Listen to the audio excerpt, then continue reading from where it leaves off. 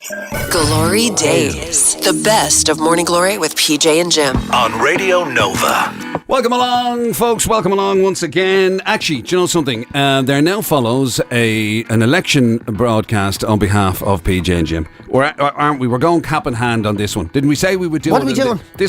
Oh my God, do you ever listen? Wait, yeah. Literally, right, we said we were going to put it out that, you know, these podcast awards things are happening. Oh, yes, of course. Yeah. So there's these things, the Irish Podcast Awards, right? Now, look, let's be honest. Neither of us knew anything about it. But then somebody sent us a link and all. And you can vote for us or something, isn't that right? Yeah. You do it on... Now, okay, admittedly, right, we weren't included in any of the nominations. That's not the point. Nothing to do with it. Yeah, nobody considered putting us into an actual category. It's essentially like when Dustin ran for president. We're decided we're on it regardless. No, but listen, there's this category, right, called Listener's Choice.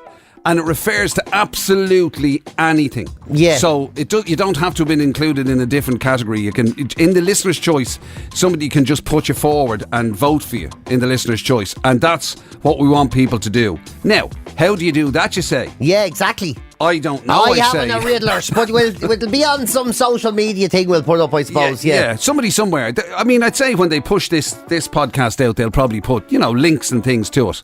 And that way then, and vote for us and tell everybody else to vote for us as well. Like and share and all that, you know what I mean? Yeah. And because then watch us moan if we actually get nominated. I can't believe it to go somewhere. Oh, Jesus. We could end up like, Seabiscuit or something. Would you please just try and vote for me? I just try and leave Jim out. Because I'm still sore about Jim being an award-winning comedian when he only did one stupid gig ever in his life. And the fact that it was a support gig to you. Yeah, which even hurts even more. It was a show award. It was a joint effort. Thank God we're on the podcast because me bollocks it was. It has his name written on it. Jim stands up is what the award is made out of. Look, come on. Floats all boats or whatever that expression is. It doesn't is shite. Again, I just got hung over my desk and did nothing for me. But anyway, look, so just vote for our podcast. For me, thank you. Podcast house. Put it in PJ Gallagher. Just don't do any of this, Jim. No, don't just do that, because there's probably other things you've been on and it'll get a vote. You're on every fucking thing anyway. The amount of podcasts you do, you're a podcast prostitute. That's what you are. Yeah, and everyone has one now. It's just the different levels of podcast there is out there. Some people say, will you come and do mine? And you're saying, well, what is it? And they say, well, I'm a professor of arts at the University of Cockology, and we'd love to interview you and get under your psyche. And you turn up and they have a studio and there's a producer there, and you do all these things and you do your podcast and it goes grand. And then someone else will you do my podcast? You're like, well, what is it? They go, well, Darren, we do it in the kitchen. Yeah, we'll just have to stop every so often while we Maz doing the dinners or whatever. Yeah, and just re-record it into my phone. And they're normally the better ones. They're actually normally the ones that go better or have a better dynamic to them, But it's true there's so many, isn't it? Millions. Everyone has one. And that's the weird thing, right? People present that as a good thing. Yeah. Right, so they'll always say, if somebody said to you, something about podcasts or whatever, sure, there's millions and there's loads of great podcasts out there. Thousands. That's the fucking problem. Trying to find one. Trying to find the good ones. Exactly, because there's loads of I'm not interested in. Yeah, and then you end up you get 3 series episodes into some series, and it's brutal. I remember, me and Jim were looking for podcasts, right? We were looking for these, and murder. It was where murder's a big thing when it comes to podcasts. Murders and cases and unsolved crimes and all this. And then we were running thin because Jim goes to me, I have a podcast for you. It's about a fella who ripped ladies' jackets in Norwich in the 1800s, he goes. And I was like, what? And he goes, yeah, bear with me. It's about he rips their jackets. Now, I know it sounds a bit mad, but it is listenable. Yeah, and I listened to it. And it was bananas. And I had these fellas doing accents of English coppers back in the 1800s going, oh, hello, Jimmy. Did you say you whipped that woman's jacket? And he's like, he's a slasher. Tell me that wasn't one of the best podcasts ever. One of the most enjoyable experiences, unexpected experiences you've ever had. It was, actually, to be fair to you, it was something, the something slasher. Huddersfield or somewhere. Huddersfield, or some fucking... But he wasn't a slasher like murdering people. He's slashing coats and all. Yeah, he just used to jump out behind people and cut the back of their jackets or whatever. He wasn't a murderer. He was just a prick.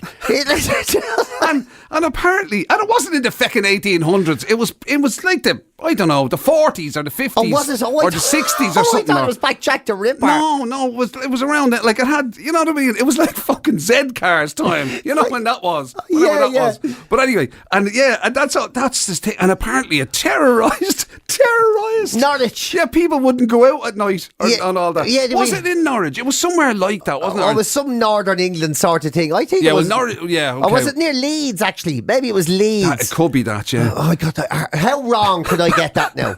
How wrong? So I had the wrong century. I had the wrong part of England. I got literally everything wrong. Oh my God! She's never listened to me telling the story. I swear to God. I actually found that very interesting. But you're right; it was a very different type of podcast. Oh, it was very different. Yeah, like the true crime thing, and when they were sort of recounting the coppers' conversations. Yeah, and they acted it all out at a time when people had to go next door to use the phone and all. Yeah, and they'd put the phone things in, bring, and your man, hello, Leeds Police Station. You know, it was. And there was I've just seen a man who looks he looks quite dapper holding a Stanley knife behind a cobblestone wall.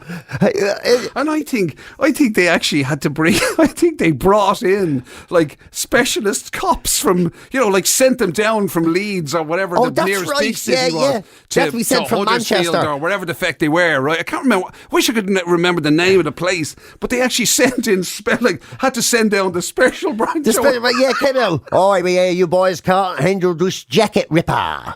We're going to find him. I love that there was fellas that sat down and thought, I don't care. We're going to make this podcast. And by the way, 6 episodes or whatever. This wasn't been made like as a piss take. Not it wasn't at all. Tongue in cheek. This was serious. I think your woman who even voiced it is like quite a well-known actress and all. Yeah, like as in, you know what I mean? She in the soaps or something. Yeah, she'd have been in, I don't know. Yeah, Casualty Brookside, or Emmerdale. Yeah, one of them. Yeah, definitely.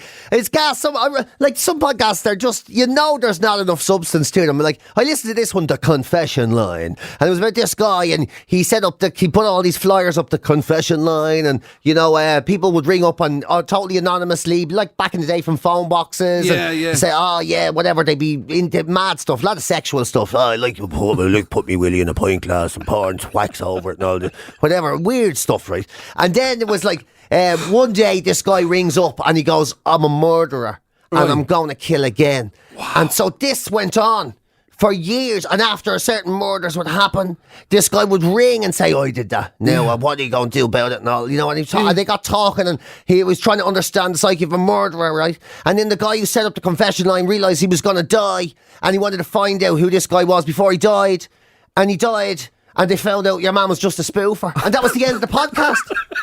They had nothing to fucking do with a murderer. It was he was just a serial confessor. It was just a lad who just thought it was gas to ring your man and tell him he was doing all these things. And that was it. The credit for, That was it. That was the end of the podcast. And his wife was going, he was such a dedicated man. He gave his life. It was a waste of time. I thought you were going to say it was a bit like me, just going around going, that's probably my fault. I'm probably to blame for that, am I? Yeah, that's Jim's podcast. Jim should do a podcast on the calamities I believe I have caused. Yeah. My probable role in most tragedies. Yeah. My role in my downfall. That actually would be a good podcast. People just talking about the stupid decisions they made in life. You tell me there was another one that you found really frustrating where some lad was part of a he was doing, the way like the soccer hooligan thing is a big thing, and that was a book, an audio book. Is that what it was? And because that's a big deal, and obviously there's firms as they call them and rival gangs and everything involved. And apparently you were set up for this, like it was going to be, really full on hard men kind of stuff, and apparently nothing fucking happens. Nothing happens. So the first chapter 1 is brilliant. He turns up and he goes, I think it was in Brazil. And he meets whoever, I don't know, Santiago. That's not Argentina. Corinthians. I don't know who it was. Well, he goes to Brazil and he's doing the whole, and he's like hanging out with the hooligans. He goes, I met them in this shady bar and it was really dangerous. And some of them were armed. The leader of this gang with a tattoo on his face, blah, blah, blah, right? And then you're like, wow. Oh, setting the scene. This sounds great. And then he goes to the match and he says, and the atmosphere was electric as the hoodlums controlled the crowd. And you go, oh, wow. And then he goes off to somewhere else next, to Egypt or something. And he's there. I walked into the room. I met them in a dodgy bar. The man had tattoos on his face. I was like, you've just told me this story about different. They controlled the crowd. It was unbelievable. Everybody was afraid of them. It was shocking. And then I went to Argentina and I met him in a dodgy bar. And it's the same shit over and over again. And nothing happened. There was never a fight. Did he really sound like that? Like he appeared in an episode of Open All Hours? Yeah. Mr. Grimsdale! He was like a hard-edged Norman Wisdom. Yeah, that's not happening. This Mr. Grimsdale is not happening. Yeah, imagine we went to the hoodlums started chanting the famous chant, "Well, I'm cleaning windows." You see, that's the trouble. You see, my old man's dustman, he wears a dustman's hat. Everybody. See, that's the trouble when you're trying to find a decent podcast. Sometimes choice is a bad thing. It is, yeah. Because all that ends about, you need somebody to make a recommendation to you. You do, yeah. It's yeah. like, you know, I'm not Jim McCabe unless you want to hear about jacket slashers and pickpockets. Yeah, I have to confess. But you know, I thought when I saw such and such slasher, I thought it was going to be like a true crime. Yeah, you know, totally like a Jack the Ripper. Well, in fairness, it was a true crime. It was true crime. Just turns out it wasn't a very big deal. It's like, you know, I can't wait till Jimmy recommends the next one, the sheep fondler of Landudno.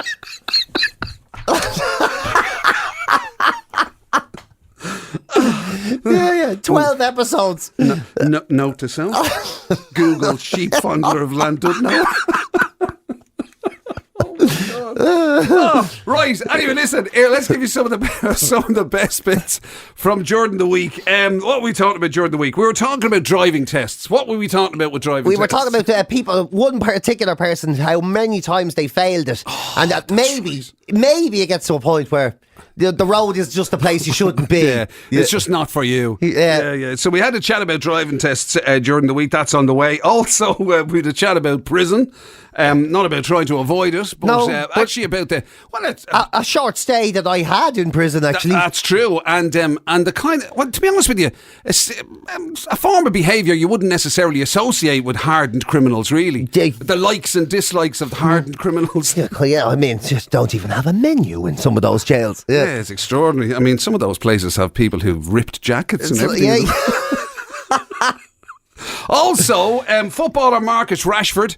I was going to say made an appearance on the show. That's not quite true. That'd be stretching it a bit. But we were talking about him because apparently he made an appearance in the Beano. Yeah, he's in the Beano as a guest editor. Yeah, too. So that led us down a specific path and also led to a wonderful moment of PJ Gallagher humiliation.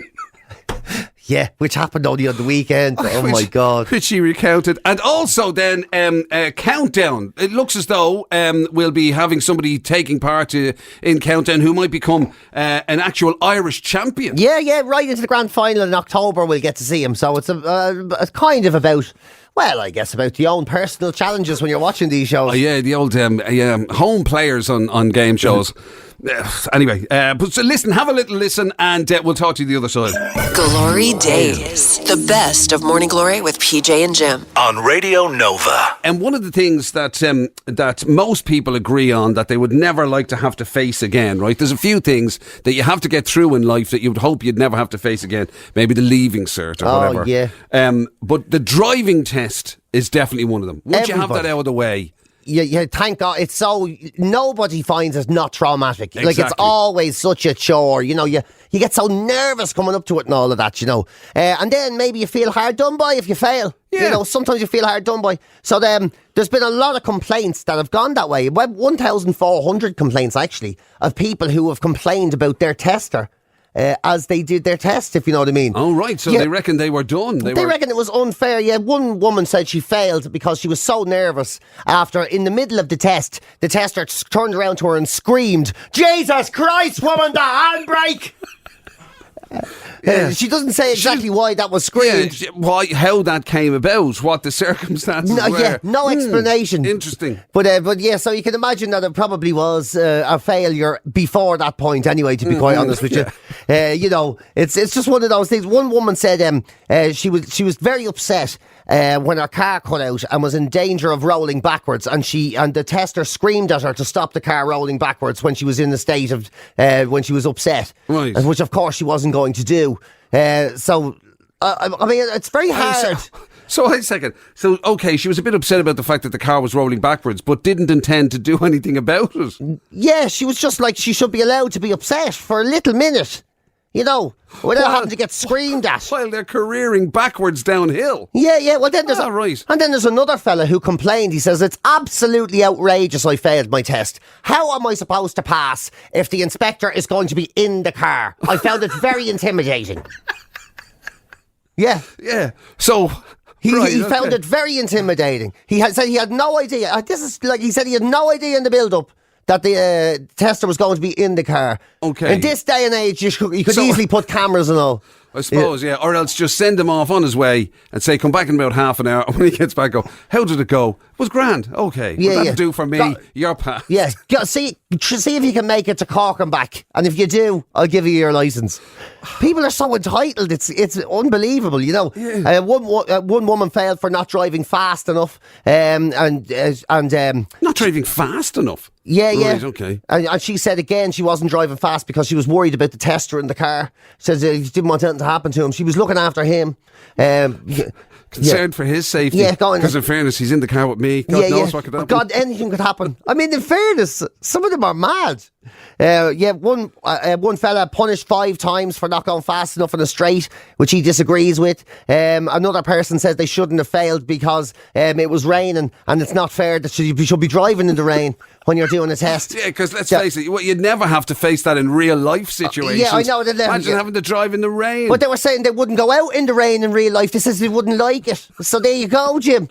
But snared rabbit back at you. They wouldn't like it. No, they wouldn't like it. So they said it's totally unfair. Yeah. If I'm only going to drive in the dry, that I get tested in the wet. That's it's tough to actually argue with that logic, isn't it? Because why would anyone want to use a car in bad weather? Like, why would anyone want to stay dry when they're using transport?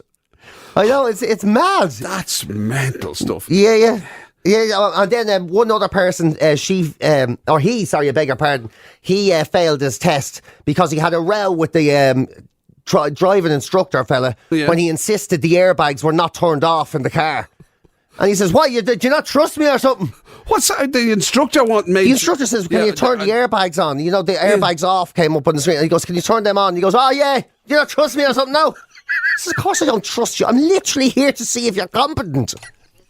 Man, I'd never forget, I was doing a pre-test. You know the way you can do a pre-test to see if you pass? And they were doing, and your man was sitting in the car with me. And you know the way you do the reverse around the corner? Like that was, I don't know if it still is, but that was definitely a thing when I did it. Yeah. And so I'm looking over my left shoulder, and he's looking over his left shoulder, right? So the back of his head is what I'm facing, essentially, right? Yeah. And then as we were going around the corner, I felt a sneeze coming.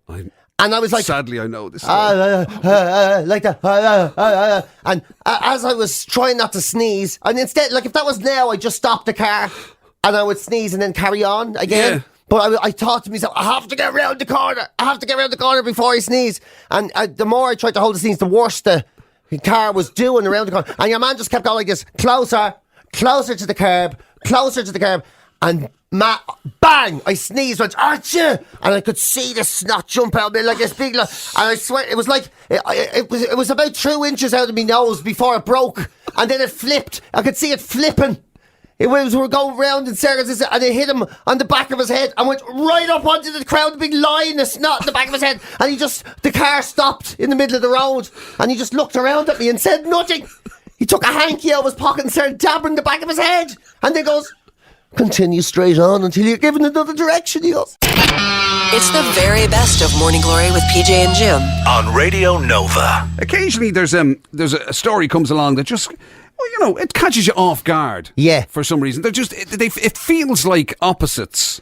It kind of does a little bit, Somehow. doesn't it? Yeah. So in the prisons at the moment, it looks like the country they'll spend 80 million on sweets, tobacco, fizzy drinks, biscuits.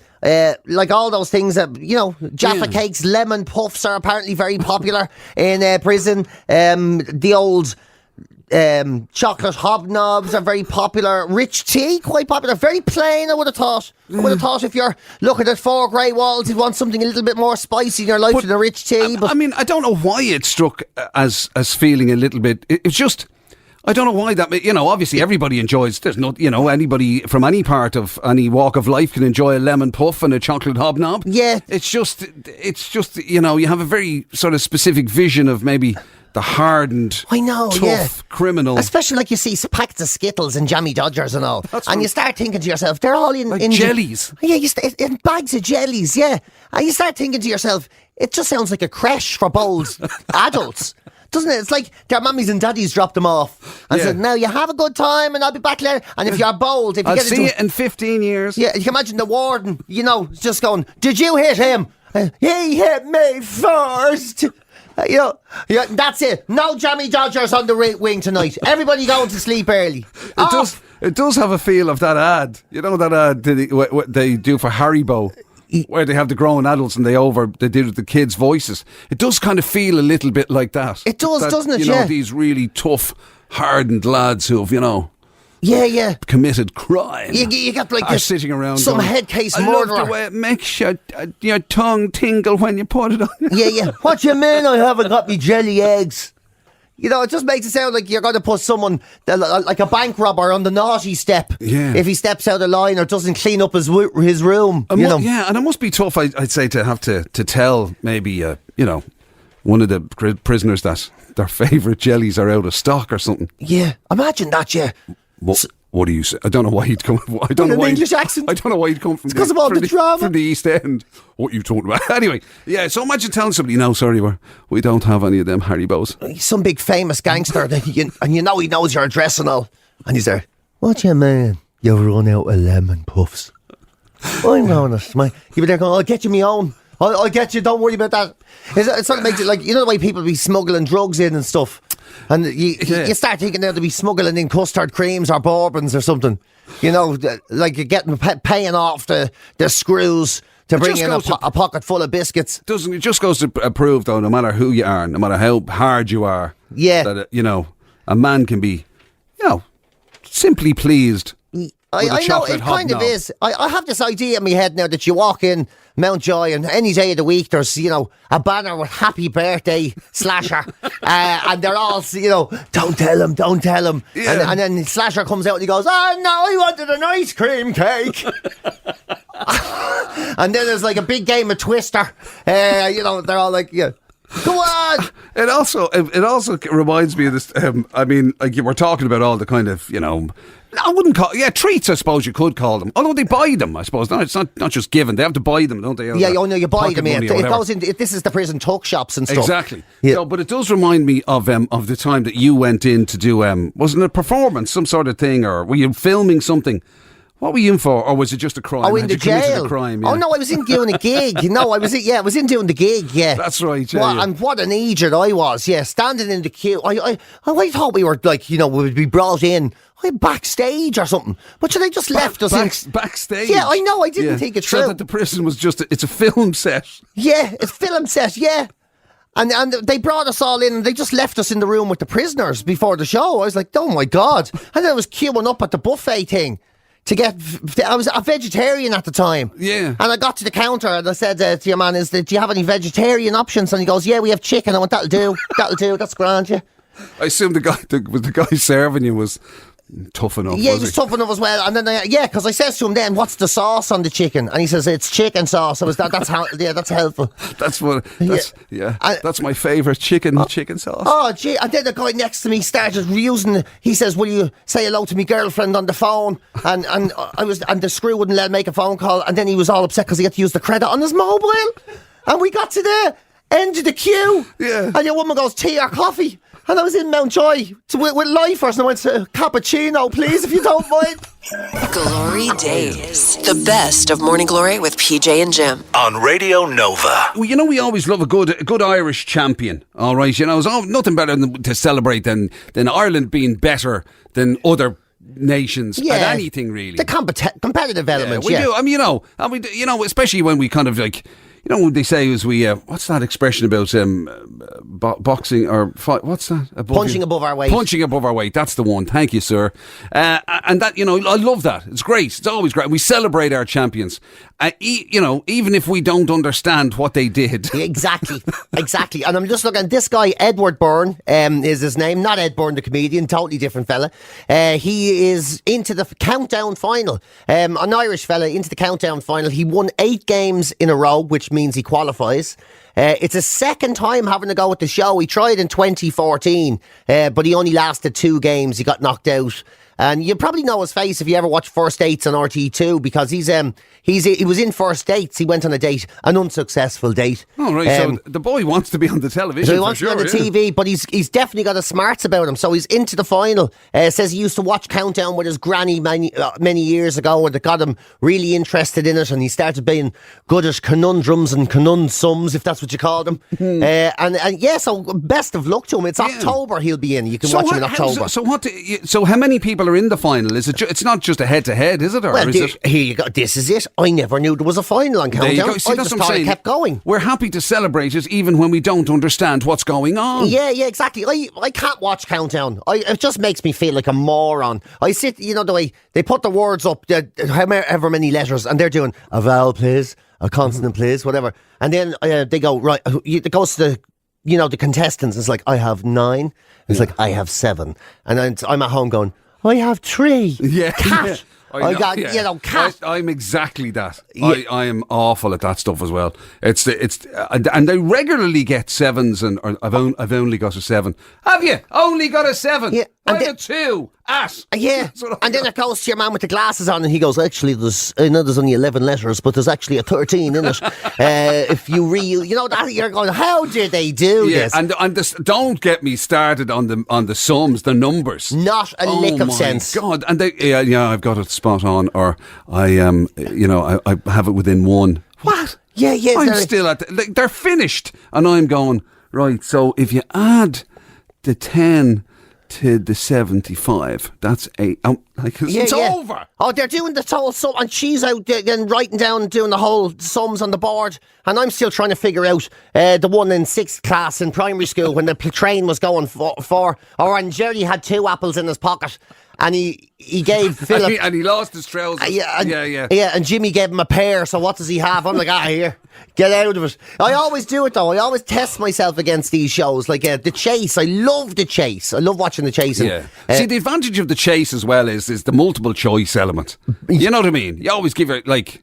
Yeah, definitely. Yeah. Although the best part is, when you get it wrong, and let's face it, you and I both know that we do know what it's like to get it wrong regularly, right? Yeah, big time. And you do that thing, right? Rather than just like you're wrong, you just got it wrong. You do that thing of like, God, right, yeah, I was convinced it was. Nobody cares. You do that nodding head thing. Oh yeah, as if I should have known that. Exactly. Yeah. Should have known that. Oh yeah, no, they mean the in the 15th century. Oh no, I was thinking of. Yeah. No, I know what you mean now. It's mad, isn't it? The book written by Chinese Emperor Xiao Ming was released, and you're like, oh yeah. I should have known that. Oh, Xiao Ming. Oh, sorry. Oh, I thought it was. I had Jerry, different fella altogether. Yeah, I know, it's gas. And then you do the quick fire rounds. I love the quick fire rounds. And you're like, right, we're in. And you start going, right, if I was on this show, I'm going to pretend now and see where I get. And the chaser goes second, and it's like, 21, you nearly had him on there. Right, 4, I got 4. Yeah, 4. The colour. And it'd be something... Yeah, and it'd be something like the river that runs through Dublin is called what? Something that might throw the English, but... You have it nailed on. And then and the best of it, you get that one question right, of your 4 correct answers, while they've gotten 21 or whatever. And then the one you get right that they got wrong, you're like, imagine not knowing that. How'd you not know that shit? Unbelievable. Imagine not knowing that. They're liffy. Oh my God. Yeah, everybody knows the compound thing of tyres, yeah.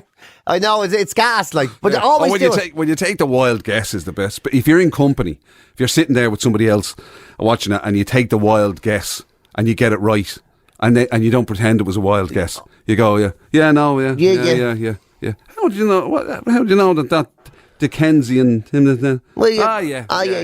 Just one of those things you pick up. Yeah, I don't know where I got the something about. I read something about King Henry VIII and hanging out with the Pope years ago. I think it was in the Sunday World. It's the very best of Morning Glory with PJ and Jim on Radio Nova. To be honest, I was about to say somebody else has written a book. Literally, that couldn't be more wrong. The bloke has done something for a comic. Oh yeah, Marcus Rashford. Yeah, he definitely has not written a book. What he has done, he's written a story for the Beano. Yeah, well, come on, you have to start somewhere. Yeah, he's written the story for the Beano, and he's been a guest editor for this issue of the Beano that's out now.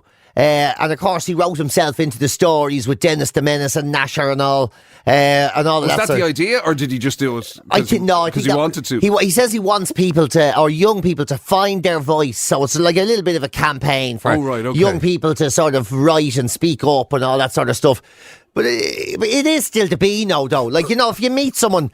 Because I think we're at that age, where you sort of, everybody's at their professional levels, some of your friends fell off the radar and other lads, they're out there writing books or they're writing plays or they're scientists or, and then, what are you doing yourself? The Beano wrote about a dog that he stole the ham sandwich off a fella who was in school.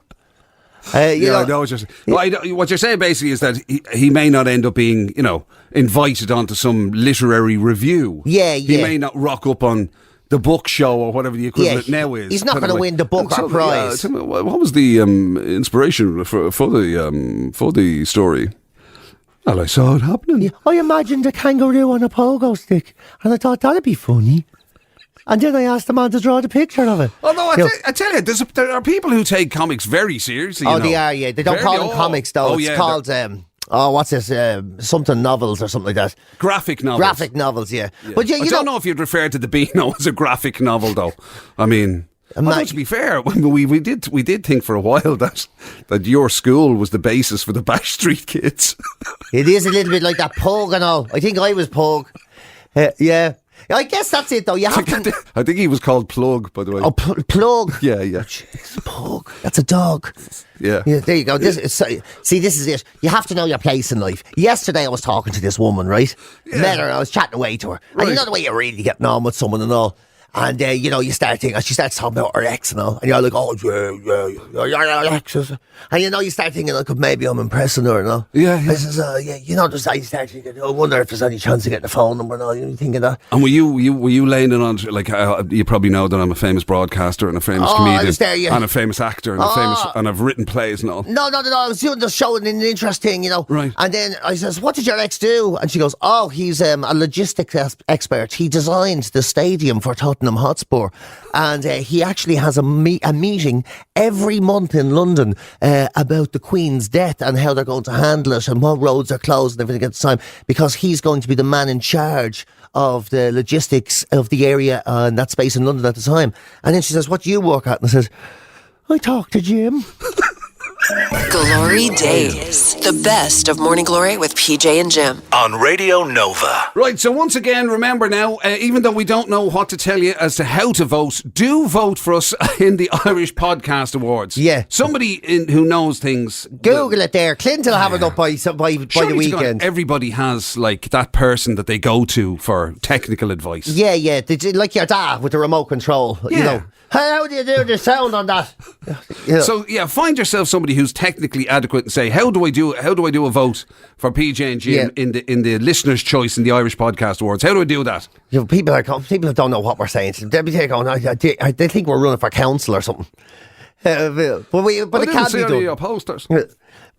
But we could do it, honestly, and it is listener's choice, right? So, yeah, it is. I mean, and, don't get sidetracked by anything kind of, flashy. No, do your thing now. Don't go looking at cheap fondler videos or any of that. Just get in there, vote, and get off the internet. Go out and enjoy yourself. Take us for a walk in your ears. That's what you need to do. Yeah, don't get distracted. Yeah. It's very easy to do with the internet. Yeah, and watch out for any sort of, jacket slashers or anything while they're out there. They're out there, ladies and gentlemen, yeah. Yeah. Oh, by the way, just, do you have you got a recommendation to podcast-wise? At the moment, no, I don't. You see, that's the problem. I'm struggling myself. I can't that's find the other anything. thing we can do, actually. What you can do for us is, after you voted for us, you can let us know if you've come across any good ones. Yeah. That we can use. Please do, yeah. So we just don't have to talk to each other constantly. We have a little distraction, Give us something to talk about to each other. But whatever you do, don't vote for them. Whatever ones you recommend. No, that's the end of that, though. That's the end of that. Knock that in the head. Right, let's get out of here. Oh, jeez, I'm tired. You've been listening to Glory Days, the best of Radio Nova's Morning Glory with PJ and Jim. Catch the show live weekdays 6 to 10 on FM, online at nova.ie, or on the Nova app.